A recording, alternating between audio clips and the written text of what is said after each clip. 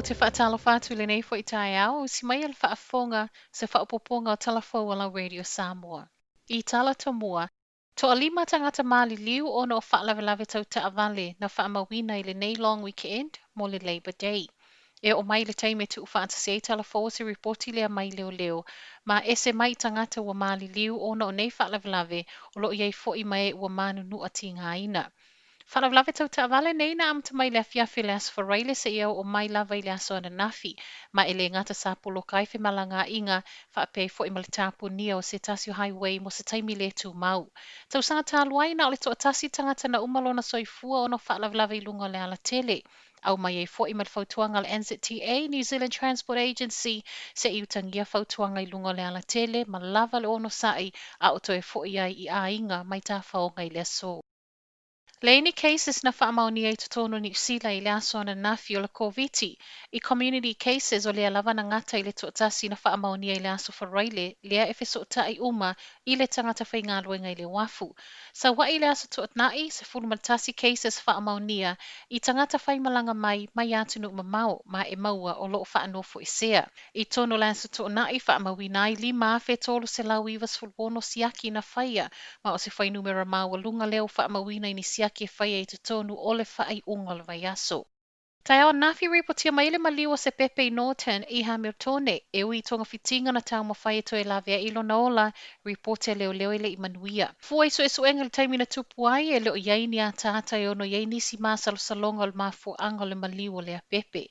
E se mai mta upule nei, la sa tofi fo i talu ai, maliwa ai seisi Pepe tama i tai o Tara, ma e o mai le so, e le iaini mo lianga ua whaia whaasanga i lea mata upu. E leo whaingo fia i tangata kai kohe ma tua New Zealand, tonga fitinga o lato o loa. I reporti le News Hub, o niso i lato nei wa wha o ngai na palaya maskuluka laiva, e se ia i lava le tangata i ona o loa. Ona e le ngā whātia le tutongi le fō mai po le dentist. Sa apatu le Smile Care, ma ofo atu tonga fitinga au noa ma se tutongi kai kohe, mo le lima vai aso. Tu sa lea ma le fitu se lau i lato na mawhai ona va aia. Peta ai, ona o le ngau ua iei le Smile Care, e pei ona ua iei nei lalo pule ngā le PricewaterhouseCoopers. O lea ua whaamutai lea ngā luenga whaia fua e ui, e a tolu se lau i se tangata o loo i le lisi whaatatali. E le i le vatu nei talo na tala le vaenga le soifo malo loina le au o nanga motonga fitinga ti ngā ina. Peita ai, e mō na o tangata e umia community cards. O kai kohe wasilia mali se fulu valu masina e le eisa lato fō mai whainifo. Ua whaatalasanga le community Hindu le whaamamalo le whaamanatuina le Diwali i New Zealand e ala i le whaia o se aso malo lo a matatu tausanga e lua afe luas fulua. Whaalia le President le Societe o whaingoina Universal Society of Hinduism, Radam said, ta tau i le malo na toi lo ilo tu unga o lo whaia i aso malo lo i tono le atunu.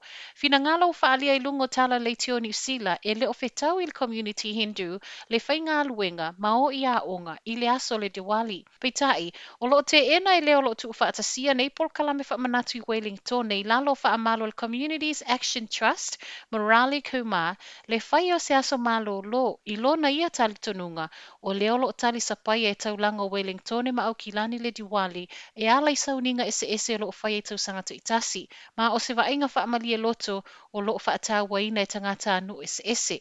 Pōna a mata whaamanatu i nai taulanga Wellington e le Diwali nei tausanga ma o lo fuafua le pōna nei e whai ai mea whaapapa po fireworks. O le Diwali o tausanga nei e pa ui laso tu nai se fulu whao November. Na ngā o ia maini mō li whaasino a wala po traffic lights mai le taulanga Blenheim. O nei mō li whaasino a wala lo wha o ngā ina mō se taimi le tū mau, ma e whaapea sa loka ina i tono se whalita a vale le mai ai o ngā luenga i le aso tofi, ma ua ato nei le lua vai aso talu o na wha o ngā ina.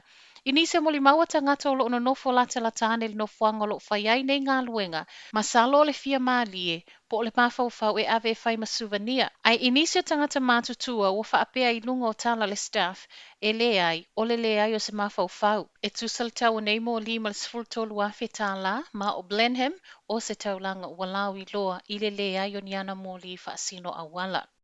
Whai watu tala mai atu nu mamao, se lia ma le lua se lau lima se fulu wafe, tangata mali liu i tutono le aso tuona i tāluai, whaamawina i tutono Europa. Tutono lava i o wharani si lia ma le tasi miliona cases na whaamaonia i tutono le aso whareile tāluai. Italia silia ma le se fulu iwa afe na whaamaonia i le aso to nai, ma o lea ua sila le malo e to e tāponia fale ainga ma fale kalapu. Tono le United Kingdom, silia ma le luas tolu afe cases fo i le aso to nai, e se mai e le isi silia ma le luas fulu afe na whaamaonia i le aso wharaile. Pero stene o Polani lea fo i wa whaamaonia siaki wa mau al COVID, pe ona whai e le aso to nai. Ai mai Amerika, reportia le valu tesi ma le 4 miliona cases fo i to tono le aso to nai, ma tangata mali liu wa whanga i lunga le silia ma le luas fululu afe. Mai Victoria i Ausitalia, 5 isi cases fo na reportia i le aso to nai fa to a umatu, ma e feso ta i le isi tasio a onga, ai o mai ana nafi, fa o popo le isi fitu. Le aso fo ia nafi in talia i me le pone o le aso i ai tapu peitai, sau nolpo le nuu Daniel Andrews, ua le tau nuu lea, ona o cases fo ua iai nei. O tala nao le nei tae au, manuia telefofuanga o le nei aso malolo.